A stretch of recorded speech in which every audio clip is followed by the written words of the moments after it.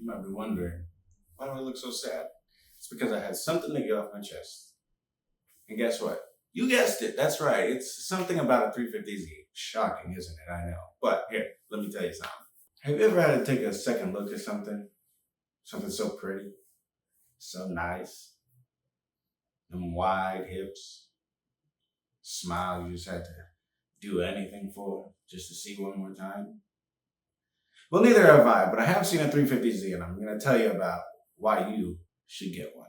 For the low, low price of your tax return, you could find yourself in the car that may have single-handedly saved the Nissan brand.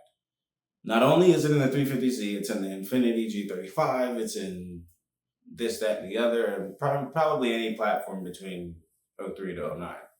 But that's beside the point. We're talking about the 350Z here. That's what really matters. Okay, so let me ask you, what is the greatest thing since fuel injection and turbochargers? Well, that's the freaking 350Z, for crying out loud. Everybody knows that. Literally, since Nissan took the RB out of the GTR, the Nissan 350Z has been the only car that they have made that was actually any good. Like, come on now. It's hands down the only good car they've made. Now they brought back the 400, the 400Z, the 370Z, but it's until they started making the GTR and swapped over to 370Z, the 350Z was literally the only good car they made. And why is that? Well, I'm gonna tell you. The 350Z is a car that's always down for a good time. You can take it to the track, you can take it to the mall, you can do either one, but let's be honest, you're not gonna buy everything in there. So it's either buy some shoes at the mall or you take the seat out and go to the racetrack. Either way, you ain't taking nobody with you. However, you can fit a few things in the back, but this is a sports car. Forget all that. We're trying to go sideways. We're trying to go fast. What more do you want? Power? Got it. Check. You got 287 horsepower. Torque? All in the mid-range. You got nearly 250. So, you tell me, what more do you want? Mine currently is 170,000 miles, but it doesn't matter. It's just 350Z. I like it. But let's be honest. One thing that's for sure is that the 350Z is an old car. It's going to take on newer cars of today and probably get beat. A Toyota Camry sport model is probably going to beat a 350Z off the line. However, we can fix that with a little thing called turbocharging.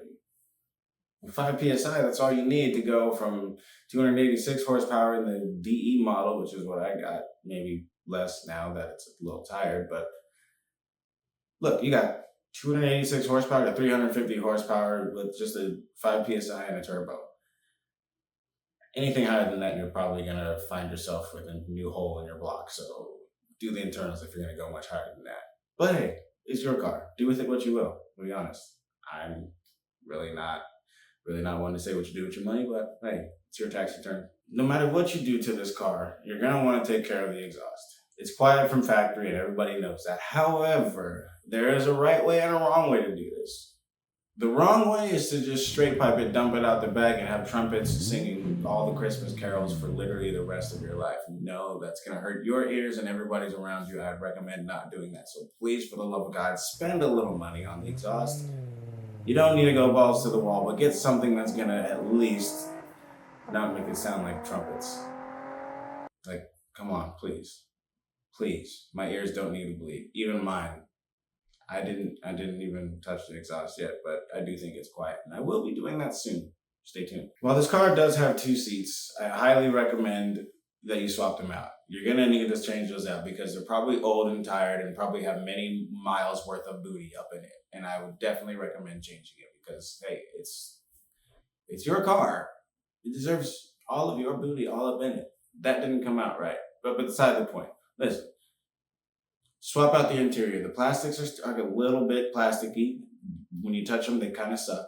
The seats, they're not that comfortable, especially after more than 150,000 miles. And you're probably going to want to swap out the steering wheel because it's probably gross, grimy, and had many, many fingerprints all upon it. So you never know what people do in the 350Z. So swap out all the touch surfaces is what I'd tell you. But that's just me.